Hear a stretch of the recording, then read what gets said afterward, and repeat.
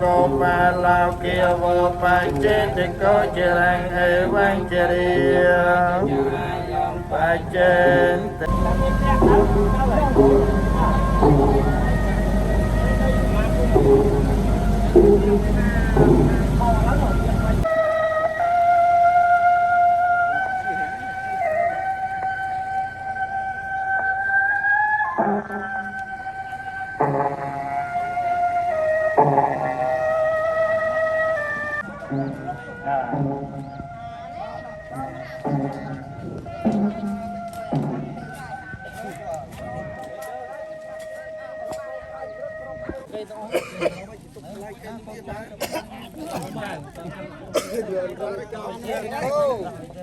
Kênh tầm cha rồi.